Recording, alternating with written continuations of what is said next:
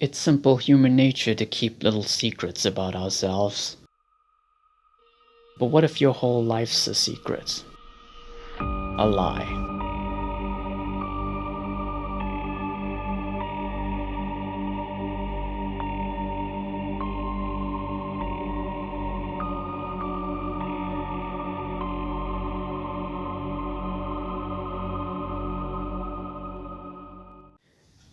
Hey guys, welcome back to the channel. Today we're going to be looking at Season 7 of Dexter. So in this season, Dexter gets involved with a Ukrainian mob boss who has arrived in Miami to find out who killed one of his associates, as well as Hannah McKay, a mysterious widow. So this season is what I consider to be a return to form for Dexter. It takes the formula of Dexter and brings some brand new and fresh ideas to it. And honestly, I did not expect it to be this good. And in a way, I almost ended up forgiving Scott Buck for Season 6. You know, he almost kind of redeemed himself with Season 7. But given how Season 8 played out, no, I can't let that slide, Scott. I'm sorry. But anyway, this season was an absolute blast, and we're gonna get into why.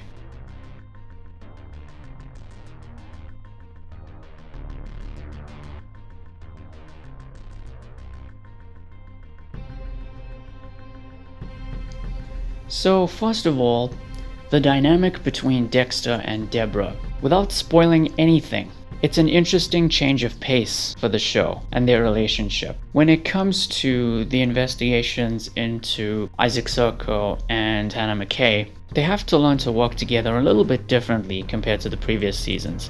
If you've watched it, you know what I'm talking about. And I think it was done really well. Jennifer Carpenter, who plays Deborah, she gave her best performance in this season, and her acting got way better over time. Not that it was terrible at first, it was good, but she just got better as an actress. Also, for once, the side characters actually have some interesting storylines of their own.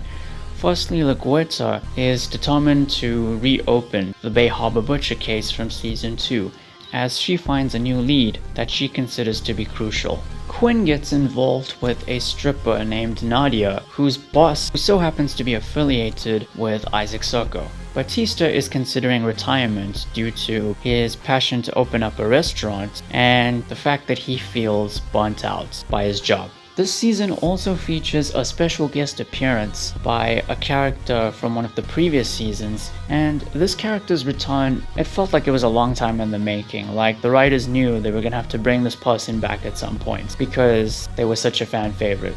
But it wasn't just for fan service, it was actually integral to the story. Then you have the character of Hannah McKay. She is a widow with a checkered past who agrees to help the Miami Metro Police reopen an old murder case out of mutual benefit. Her past is actually quite interesting, and it involves her ex-boyfriend, who is a convicted spree killer, and her late husband, who was poisoned. She and Dexter have a lot in common, and they spend quite a bit of time together throughout the season. But let's talk about the main antagonist, Isaac Sirko. Just think about it. Instead of a serial killer being the villain, we have a mob boss, played by Ray Stevenson. Who else could possibly play this character?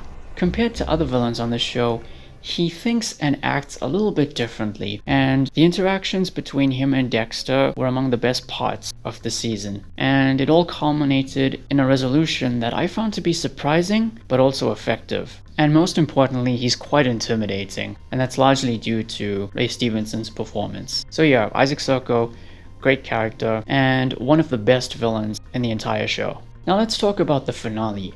You see, this season wasn't afraid to take risks, and they all paid off pretty well. But as for the finale, the climax was just absolutely shocking, and by the time it's over with, you're gonna sit there thinking, what did I just watch? And what are they gonna do next? I'm sure that must have been on everybody's minds. The climax was fantastic, and there was one part of it that was apparently improvised. I was shocked to find that out. And it ends on a solid cliffhanger, but unfortunately Season 8 didn't take full advantage of that.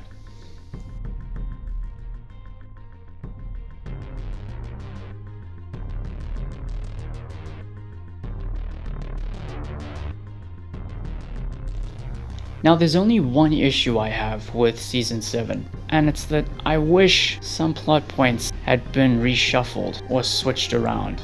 The conclusion to Isaac Sarko's storyline wrapped up a bit sooner than I expected, and then I just assumed that, oh okay, we've got the Bay Harbor Butcher storyline with LaGuardia left, so there's that. But then they start shoehorning in other stuff, like a self-contained villain of the week story involving a killer known as the Phantom Arsonist, and then they bring Hannah's father into the mix, and it feels too little too late for those things. It really does. I wish they could have swapped some of these plot points around. But other than that, this is a solid season.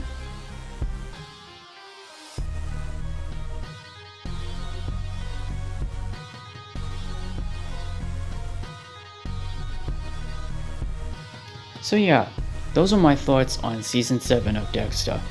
This is excellent television, even if Scott Buck pretty much screwed up after this. So next time we're going to be looking at the final season, Season 8, and I'm planning on changing the format a little bit with that video, because I'm going to be reviewing the season a little bit differently, and you'll get another video after that, so it's 2 videos for the price of 1, where I'll be talking about how the show should have played out and maybe how it should have ended. So thank you all for watching. Please be sure to like the video, share it, and subscribe. Hit the notification icon. Be safe during this time, and I'll see you soon.